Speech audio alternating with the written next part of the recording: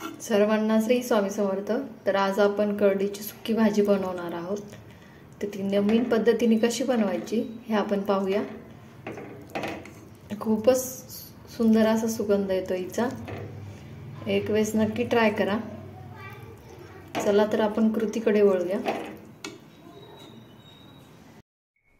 ही आहे करडीची भाजी। ही स्वच्छ 2-3 पाण्याने मी धुवून घेतली आणि एकदम बारीक अशी कट करून घ्यायची। आज आपण तिची कोरडी भाजी बनवणार आहोत। तेल गरम करून घ्यायचं, त्याच्यामध्ये मोहरी टाकायची। मोहरी चांगली तडतडून द्यायची। लसूण टाकायचा। लसूण हा चांगला लाल होऊन द्यायचा। थोडंसं बेसन पीठ टाकायचं, ते पण चांगलं असं लाल होऊन द्यायचं। भाजी टाकून घ्यायची आणि हलवून घ्यायचं त्याला। तर चांगलं हलवून घेतल्यानंतर याच्यावरती झाकण ठेवून दिलं, हलवून झाकण ठेवून द्यायचं। 2 मिनिटांनी मी परत उघडून बघते। त्याच्यामध्ये डाळ टाकायची। डाळ ही भाजी टाकली की लगेच टाकून घ्यायची। आता मी आत्ता टाकली तरी पण ही शिजते, कारण ही भाजी शिजायला थोडा वेळच लागतो। परत झाकण ठेवून घेते। अशा प्रकारे आबडधोबड काढून घ्यायचं। हे मी आता भाजीमध्ये टाकून घेते। याला हलवून घ्यायचं। त्याच्यामध्ये थोडंसं पाणी घालायचं,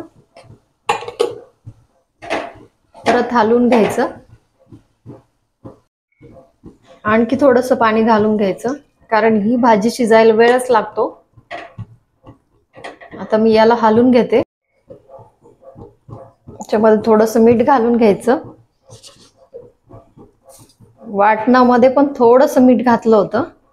वाटणामध्ये मीठ घातलं की चव येते भाजीला, त्याच्यामुळे वाटणामध्ये थोडंसं मीठ घालायचंच। आणि जिरे पण घातले होते, ते व्हिडिओ स्किप झाला माझ्याकडनं। त्याला हलवून घेते मी। परत झाकण ठेवून घ्यायचं। कमी गॅसवर भाजी शिजवायची। ही आपली भाजी झाली आहे। मी गॅस बंद करून घेते।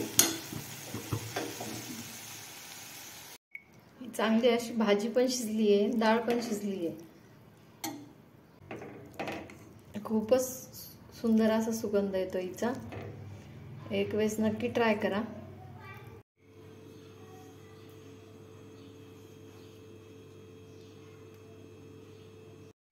खूपच सुंदर असा सुगंध येतोय।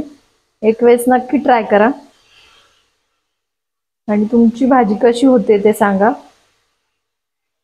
सर्वांना श्री स्वामी समर्थ। ही बाजरीच्या भाकरी सोबत, ज्वारीच्या पोळी सोबत पण आपण खाऊ शकतो।